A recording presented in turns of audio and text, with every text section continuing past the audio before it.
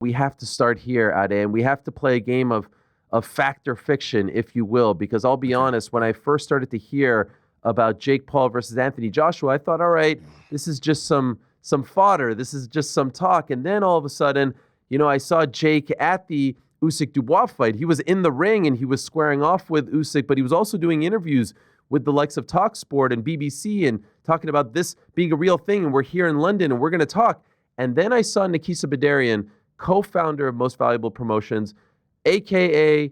Jake Paul's business manager, on Sky Sports about a few days ago, Thursday to be exact, and this is what he said about those talks.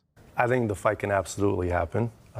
I'm looking at it as Jake versus Joshua, which is quite biblical and it's quite impactful in many ways.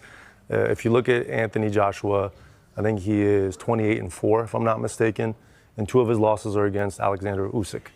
Usyk weighed in at 220 pounds for those fights. Jake is not Usyk, a lot more years of experience needed to get to that level, but Jake walks around between 208 and 210, and he fought Mike Tyson at 228 pounds.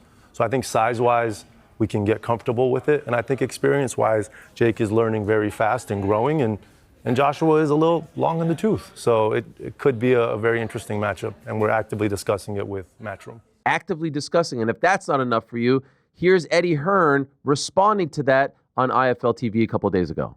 There aren't really any major barriers to make this fight. I want to make it clear. I'm not sitting here telling you I'm calling for this fight. We've been targeting this fight. I think the fight's a mismatch. I think AJ destroys him. But if Jake Paul wants this fight and he's serious, the fight will happen. Okay, so clearly fact fiction, these two men, I don't think are lying to us. Fact fiction, you're into this idea. Jake Paul versus Anthony Joshua. I'm into it as though, you mean, am I giving it now you got to say, it's a fact, I'm light? into it. It's fiction, I'm not into it. Stick with me here, kid, all right? We're trying to play a game. It's a fact that it could happen if the powers that be, i.e. Nikisa and Eddie, not poo-pooing it and shooting it down. Yep. It's a fiction if I want to see it. I don't want to see AJ versus no Jake interest. Paul. No interest. I mean, no. Let me not.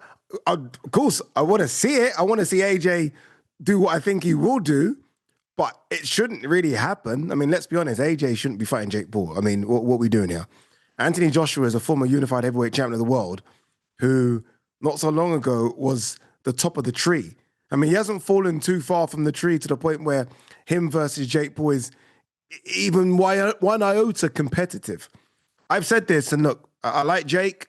I like Nikisa. I actually reached out to Nikisa last week. I was trying to get him on TalkSport when I realized he was in the country doing that Sky interview. We just couldn't make it happen. I love what they're doing. But if AJ is the AJ that I still think he is, he could end this fight in 30 seconds. So I think at this point, there are a lot of people who will give Jake credit and say, look, man, you're making the walk, you're stepping through the ropes, you're putting your livelihood, your health, your safety out there. Is this a bridge too far? Yeah. Here's my opinion on the matter. My opinion is he really wants to fight Anthony Joshua. I don't think this is bluster. I think he would have fought Canelo as well. And some might say, hey, it was a blessing in disguise that he didn't get the Canelo fight because Canelo would have hurt him. And some might say he will get hurt against Anthony Joshua. And so there have to be people around him who say, hey, this isn't a good idea. But clearly the people around him think it is a good idea. I think the world would watch this. I think it would be a huge deal. The question is, would this be a huge mistake from a health and safety standpoint for Jake Paul to fight someone like Anthony Joshua? I think it's all very real. I think Eddie's telling the truth. I think Nikisa's telling the truth. I think everyone's telling the truth. I think that it's probably, right now, other than Tyson Fury, the fight that gets AJ the most money and the most eyeballs, right? Yeah, no. It's very real, but it's also, as you quite simply put there, it's very dangerous as well. I think I saw Eddie kind of post something on his Instagram stories saying, careful what you wish for, and it's showing AJ knockout in Ngannou. And that's a 265-pound former UFC heavyweight champion in Ngannou. AJ's just, AJ's still got so much. This isn't an AJ that's like, I almost feel like they're taking the mick out of my guy AJ here. Like he's 45 and he's done and he's sort of punch drunk and he can't take a shot anymore. AJ's still very live. Like I can't name you 5 heavyweights that beat AJ. That's how good I still think AJ is. So the idea of Jake wanting to fight AJ, someone has to pull Jake away from this. I mean, look, Jake's his own guy, and I think Nikisha has said this on many occasions. Like he kind of will do what Jake wants him to do, so to speak. A bit like what Eddie says of AJ.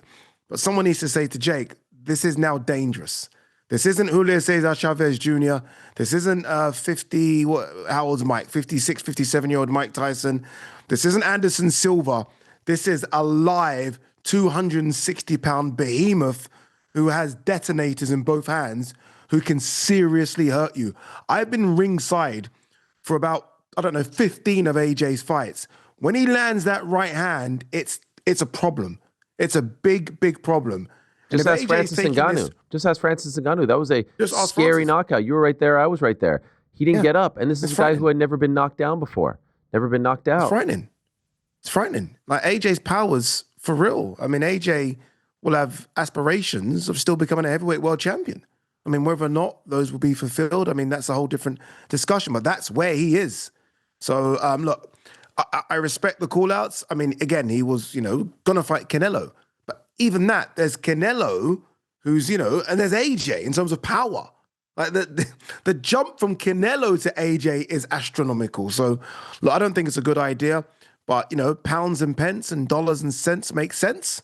And there's a lot of dollars and cents and pounds and pence in this one. So, it could happen, but I don't think it should happen. I was just going to ask you about the difference between the two options, Canelo and AJ, and you sort of answered it there, but I think most would agree as far as skill is concerned, Canelo the tougher fight. But would you say the bigger risk is to fight AJ just because of his size and his power?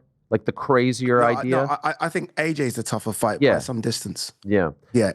I mean, Canelo like, could have outboxed him, but in terms of like the pain that can be inflicted upon him, it would be AJ, right?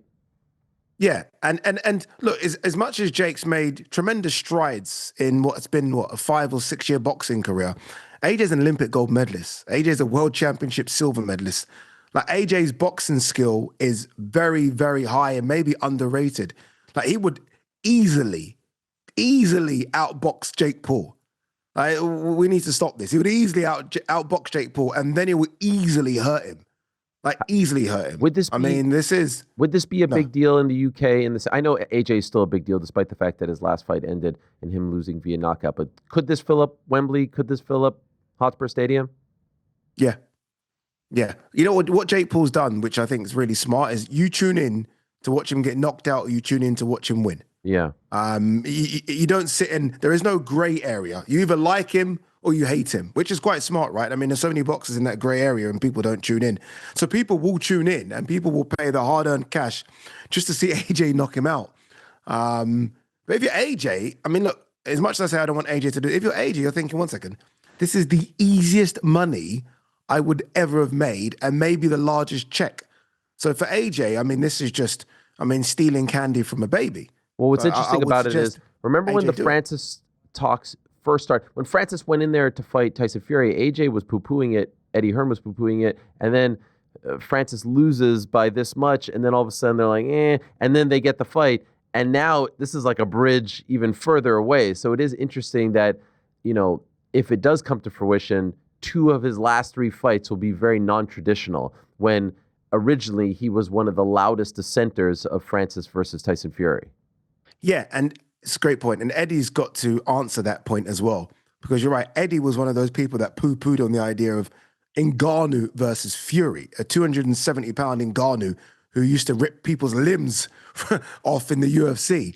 I mean, Jake isn't that. So when we saw the AJ versus Ngannou matchup, people were like, this could be competitive because of A, what Ngannou did to Tyson Fury, but B, just because of how he looked.